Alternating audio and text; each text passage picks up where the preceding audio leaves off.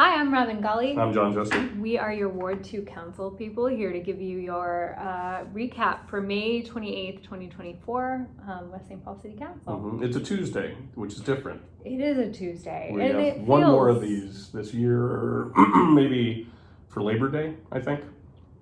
I think so. Yeah. Yeah. And no, there's another one that I don't remember. Indigenous Peoples Day? Yes. Yeah. Yeah. So we moved it to a Tuesday because obviously yesterday was Memorial Day. So when we have a holiday on a Monday, we will have the council meeting on Tuesday. So actually, that's a good note because I know that we heard from at least one person who was trying to record the council meeting on Town Square Television on cable today. And when we have our meetings on Tuesday, the time slot on cable television conflicts with I think it's Mendota Heights or Inver Grove or both. And so we're gonna I know that the city manager is gonna follow up because it was gonna make sure that we have something figured out there, but we'll work on that. But again, there's no intention of not having these televised and not just web streamed. It was web streamed but also televised. So we will continue to televise them, I promise. We're just working out maybe a couple kinks with this odd timing thing today. So yeah. So thanks for being here with us. Mm-hmm. So we started with open council work session, and the first thing that we talked about was the West St. Paul pool. Mm-hmm. We have had a lot of conversations about the pool in the past. I think you all know that our pool is desperate for some TLC. I'll just say we did a request for proposals and we got 5 proposals. There's, as far as I can tell, no appetite on the council to not have a city pool. Mm-hmm. And what we're trying to figure out is, what we really want to have and how much we can spend on it. It's every renovation that we can imagine is very expensive. Yep. And so that'll be what the purpose of this is, to basically just get what's in front of us on the table, mm-hmm. Whether it's a reconstruction or a replacement or some other idea not yet available to us. But maintenance of pools, you can see this in a lot of cities with city pools. Maintenance of pools becomes a real kind of hot button issue because they aren't built to last forever, and when they leak, they leak. I think that the South St. Paul pool went through a whole thing with this. I wasn't on their council, so I didn't have to pay attention. But yeah, pools are not eternal things, and it is an expensive investment. So we just have to figure out the best way to do it. We don't want to put a Band-Aid on it and then have it turn out to be a nightmare later. So we'll see what they say. They're the experts. I think multiple times people at the table mentioned, like, I'm not a pool construction person, right. Which I am definitely not. And we heard, there were problems we didn't realize we had. Yep. But there was a little bit of good news, which was that in the proposals that we got, our city staff liked best the proposal that was least expensive. Mm-hmm. So, but we didn't get any more details really. No, we'll see that I think in the fall was maybe what they're saying, fall for one option and then probably next spring for the other one. And yeah, the other good news is that the pool is open later and longer. Yes. So there is yeah. actually some good news for folks who want to use the pool this summer, which is hopefully most of us. Get out and use the pool. It's opening this Saturday at 1. I believe it was 1:30 p.m. That seems like a weird time, but I think that was June 1st. That's what I remember. So if that lines up with Saturday, then mm-hmm. everything's good. But yeah, it'll be open, and then it'll be open through the season. And we have lifeguards. We have all the stuff we need, which was a bit of a stressor a little while ago. So we came out of that. So there is good news. And really, figuring out how to move forward with the pool is also good news. I mean, it's going to cost money, but it's better to figure it out now because, again, the longer we wait to figure mm-hmm. these out, the more boxed in we are, the more things cost. So, mm-hmm. That actually transitions really well into alleyways. Speaking of maintenance, so we had a presentation. We've been trying to figure out what to do with alleyways. So right now, you can petition to have your alleyway redone. Which we're not sure everybody knows because we haven't had a petition to redo an alley since 2020, and that one didn't go through. And so the problem with this is there's a lot of complicated things here. Probably the two main points are alleyways are not really a public thing. They are primarily for the use of the people that are on the alleyway, other than people maybe driving down it to get a shortcut occasionally. Other than that, it's garbage trucks on it, it's people accessing their garages, etc. As a result, most of the money spent on redoing an alleyway is assessed to the property owners that adjoin the alleyway, because in truth, it wouldn't be terribly fair to spread that burden in the current system over other people in the city that may never use that for a public purpose. And so we've been trying to figure out, because the problem we have is, and this number was shocking to me, we spend about an average of $50,000 a year on patching our alleyways, and we do it, all of them, every year. So we're basically spending $50,000, getting through 1 year, and then doing the same thing over and over and over again. Plus an enormous amount of staff time. Yeah, exactly. And so we've got to figure out a solution to this, because right now it's just not really tenable to have that move forward.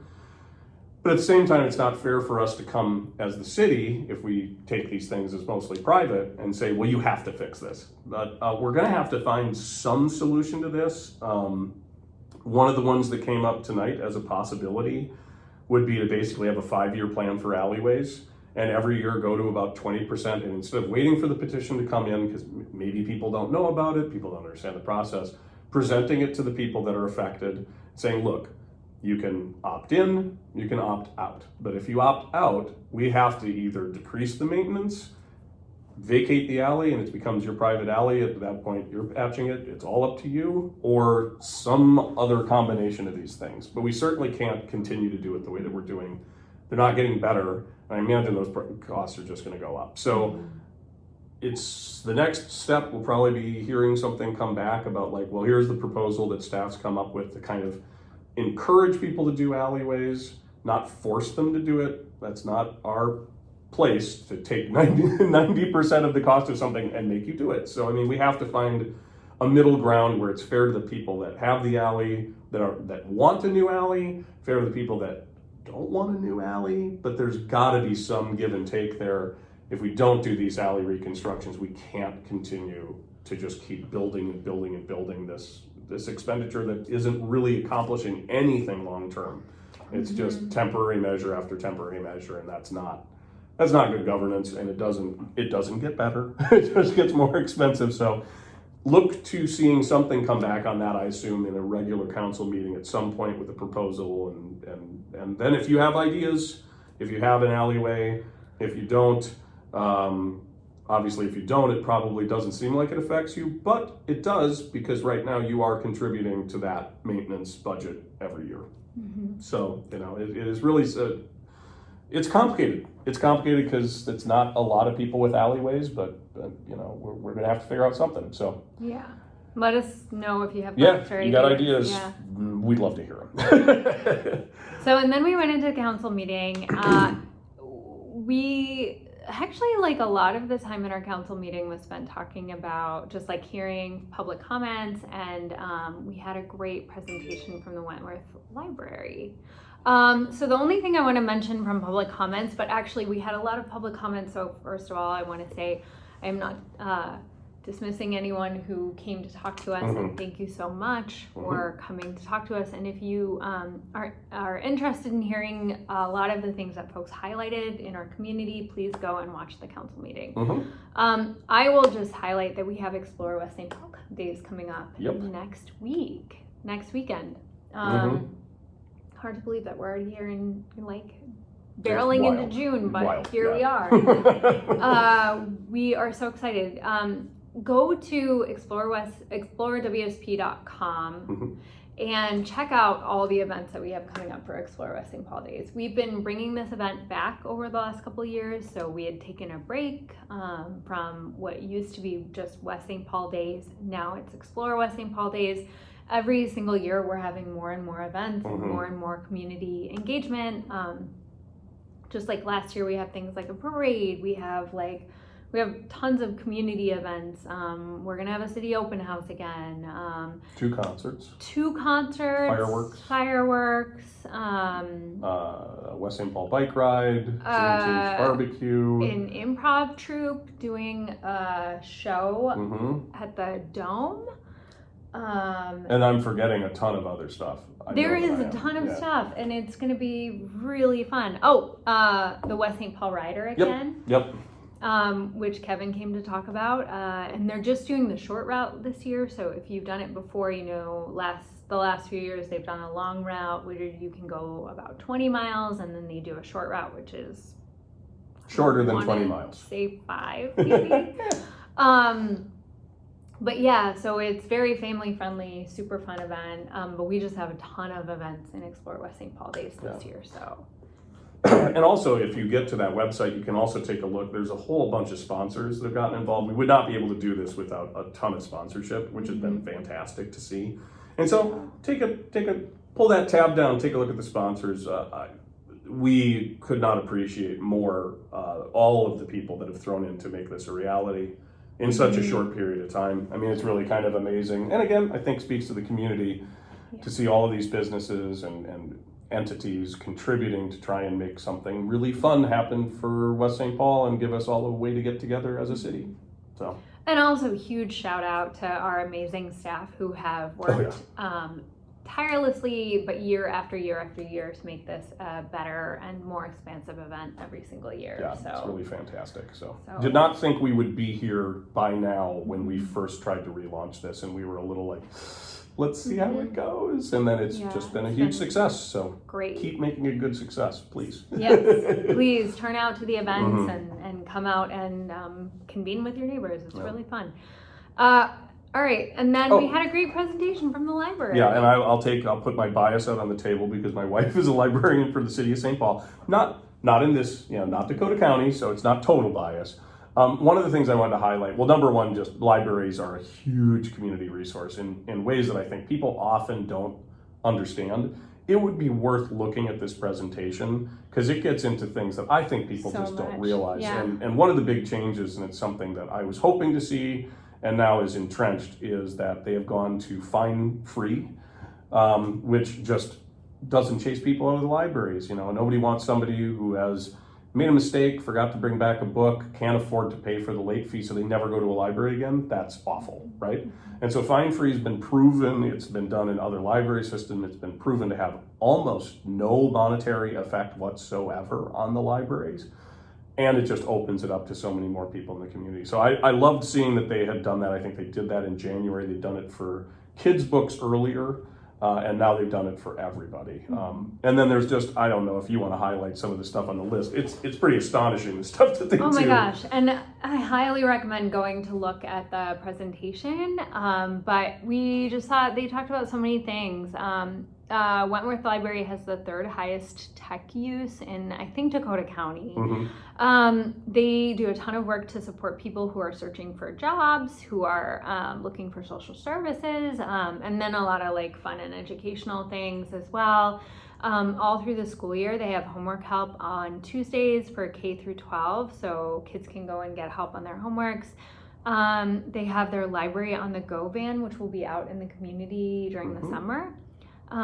They have meals in the library for primarily, I think, for kids and teens, but also other folks if you need food on Tuesdays and Wednesdays. I believe, I think you can find all of this on the Wentworth, the library website as well. They are doing, they've opted into the self-service hours, so I think they're going to start that pretty soon. So you can get a special access card, I believe, is how it works, to be able to access the library anytime from 6 a.m. to 11 p.m. So 7 days a week. 7 days a week. So even if the libraries are closed, because sometimes they take summer closures on Sundays and stuff like that, they will still be open non-staffed on those days as well. So. And I believe I checked out the Dakota County Library website to find out a little bit more about that while we were listening to the presentation. And I think the way that it works is you go in and you get your own access card, and then you can access the library from 6 a.m. to 11 p.m. every day. They're doing a big remodel in 2025, so they're excited to hear from our community what we want to see in this remodel. And then, of course, if you were a library kid, you will remember that they have continued. You'll remember the summer reading logs and prizes, and they have continued that. Well-loved tradition. So kids from K through 12, I think, can go in and get a reading log, and then if they complete the reading logs, they, I think, get a book. Yep. There may be other prizes or accolades as Mm-hmm. well. Absolutely. So check out that presentation if you want to know more. It was really great. Also, you can go to the library website and find out more, but they just offer so many amazing services for our community. So go spend some time at the library. And then that's, I think, everything in the council meeting. And then we go to the EDA meeting. Oh, no, there's, I wasn't trying to avoid this one, although it probably seems like the Charter Commission has proposed new salaries for mayor and council, which are increased from previously. Yeah. And this was just a first reading. There will be a public hearing on this. If you have feelings about it, please come. I think it will be the next meeting, the first meeting in June. Mm-hmm. And I won't get too much in the weeds. It's always tricky for anybody to vote on increasing their own salary in the public sector. It feels weird. And I gave a shout out to former councilperson Dick Vitelli, because I remember when I first had to vote on one of these, and it's been a while, I was petrified with the idea of I can't vote to give myself more money. And he brought up a really good point, which I think I still operate under, which is it's not so much about rewards for us. It's about creating a framework where you don't let things lag and you increase it so future councils don't have to be the ones that are like, hey, we're going to double our pay, which does look horrifyingly bad. So you do these incremental things, and lots of reasons for that. The boring reason is hourly wage, which is pretty low for being on city council. I'm not trying to say, oh, poor us or anything like that. We choose to do this. But it is definitely not, we're not hitting minimum wage for the hours that we put in. And we won't be making much more than that, these increases, but it'd be closer. And then the idea that it opens up the opportunity to people that may not otherwise be able to do it, people that need to pay for other things, people that don't have the opportunity to take paid time off of work. I can use an example for me. I have to pay somebody to be at my store when I'm not there. So there is a cost effective, and we're just trying to lessen that. It's never going to be something that somebody gets into it because this is their career money goal, unless you can really live frugally in a way that I don't understand. But there's a lot of good reasoning behind it, and I think it saw pretty good support. Yeah. But if you have different ideas, if you have different thoughts, we're here to listen. Well, and just to put this a little bit into context, I believe our salaries right now are about $8,000 a year, roughly. For council, yep. For council, mayor, I think it's around 10,000, yeah. And this increase would put it up to, for council, I believe in the $10,000 range for 2025. And then a little bit more in 2026. And for mayor, it would go up to more than it is now. More than it is now. The numbers are in the packet if you want to know. And I don't even necessarily find this to be, so the most compelling argument for me, and the reason that I think about this a lot, is that I feel like one of the things that's really hard about deciding to run for council is for a lot of folks. So, for some of us, I have a job that offers flexibility, and it mostly happens during the day. And I have a partner who is able to be with our kids when I'm here most of the time. For a lot of folks, that is just not the reality. If you're a person who works an hourly job, if you don't have the flexibility to just take the hours off of work, if you need to pay for childcare, if you have other caregiving responsibilities that would keep you from being able to leave, if you couldn't pay someone to come in, if you need to pay for transportation, or you need to pay for, these costs are not nothing. Right. So, Nate, our city manager, who's just great, did a little calculation, and I think found that if we were putting in about 10 hours a week, we get paid about roughly $15 an hour, Yep. maybe. And a lot of the time we put in quite a bit more than Yeah. that. So, I think we're all really humbled and honored to be able to do this work, and are really grateful to be able to do it. And we want other people to be able to do it into the future, and we'd like it to be more equitable, right? We'd like for it to not just be people who have salaried jobs who are able to, who have supportive partners who can take on childcare and whatever. Like, it really matters, and we do not have a lot of folks on council who have barriers to being here and haven't in the history of our city. And so that feels like a really important thing. And we also, Nate had done a comparison between us and other comparable cities, so cities of around the same size, and found that we're lagging behind almost all of them in terms of council salary. And part of that is that it is complicated for people to decide to vote on their own salary increases, and in the past councils have foregone those raises over and over and over again, which means that we get further and further behind. So let us know if you have thoughts or feelings about this. I think in general the council is supportive of it, not for ourselves necessarily, because honestly, like, that's,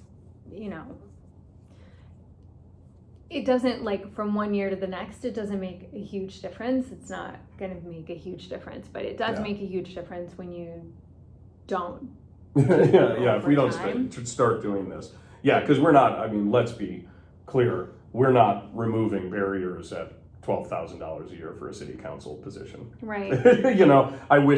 I wish we were in a position where the money was something that could remove most or all barriers. Yeah. It's going to take a long time. It's going to take a lot of councils having a similar view. And hopefully they do, because I think it's better for the city in the long run anyway. But well, and this work is every step we get closer. I know. Better. Yeah, and the other thing is that this work takes as much as you can put into it, and so in a lot of ways, when we choose not to pay people for the time, like, we don't take away from the other work that they have to do in order to be part of this, right? Yeah. And so we don't work full time, and for most of us, like, we're not retired, we have other jobs, and we have to have other jobs. There are a few people who are, there are a few people who are retired, but it's been really common in these city councils to have people who are retired who don't have to work full time otherwise. And they really do put in an enormous amount of hours into the work. We put in a lot of hours to the work, but we both and a number of people on our council also have full-time jobs. So it will require as much as you can give to it, and and it's really in a lot of ways up to our city how much they want the council to be able to put into it. But ultimately, we one of the questions that we've gotten that I think is worth mentioning is, can these salary increases just happen automatically, or can they happen by another body like the Charter Commission? They actually can't. Nope. They only happen if we vote on them, and that's the only way that they can happen, because they have to happen by ordinance, and we're the only body in the city that has the ability to create ordinance. So we get a little bit of awkwardness every 2 years. That's okay. It's all right. There are worse things. But if you have thoughts about it, feelings, like, let us know. We really do want to hear it, and it does influence the way that we think about it too. And a shout out to the Charter Commission, because they put a lot of time into this.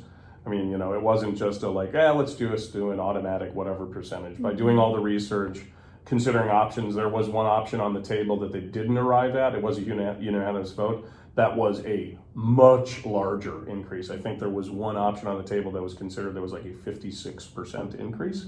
That's a lot. Like an immediate 56%. So I think it's also a mitigated solution on their part, and hopefully to encourage this sort of incremental step, which I think just works better for everybody involved. Yeah, and also thanks to the Charter Commission members who came to council tonight to be there to answer any questions or take feedback. So, and then we, the EDA. We went into the EDA meeting. Yep. So there was one, and we'll be able to cover this. So there was one thing that we pulled out of the EDA.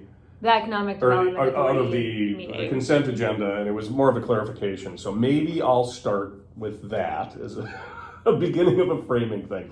So we're talking about, there is a proposal from M&I Homes to develop townhomes on the former church site on Oakdale. And we're towards the point where they're getting to the purchase agreement. Everything's kind of moving forward.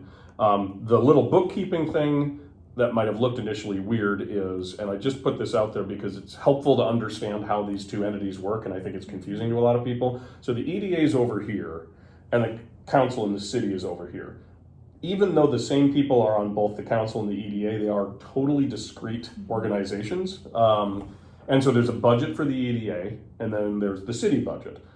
EDA budget, obviously much smaller than the overall city budget, but certain things have to be done by the EDA that can't be done by the city directly. So the one little thing that got pulled out and discussed from that is there's a possibility that we would be taking some EDA money to contribute to certain aspects of this development agreement, and then that the EDA would be reimbursed from city tax rolls for that money.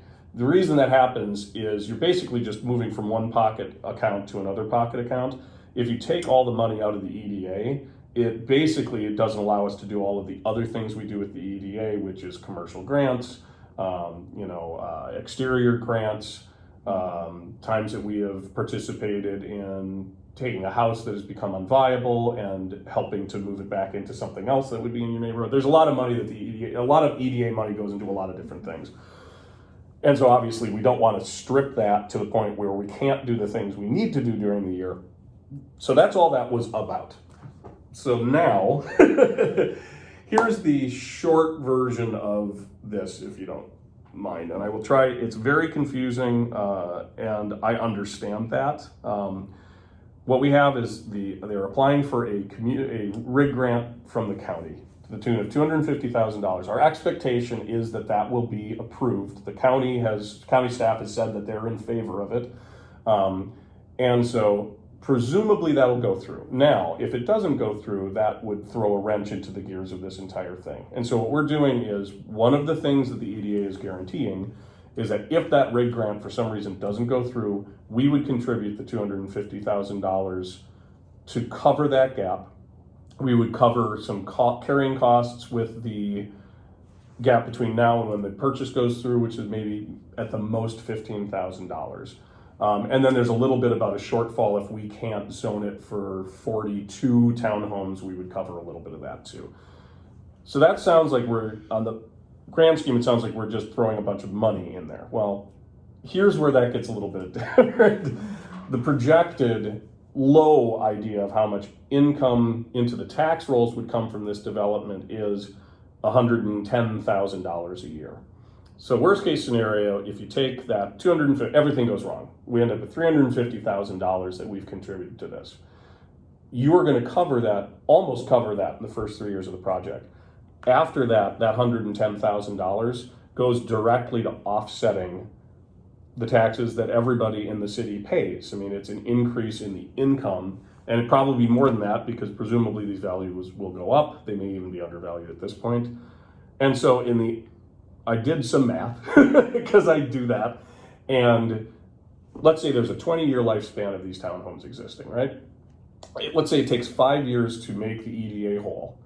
That means there's $1.65 million of money, if nothing goes up, that will come into the city to offset property taxes for other residents. And we hear time and time again, and we've all seen it, property taxes are going up and up and up and up. A lot of that is home value. We're doing everything we can to offset that. Projects like this are our best way to do that, because this was previously, as a church, no taxes were coming in at all. So it is really one of those rare opportunities where you can take a parcel of land that has not been putting money into the city and turn it to one that does. So that's sort of the grand view. It is, I understand, it's a little baffling from the outside. It still takes some brain power, even having done this a bunch of times.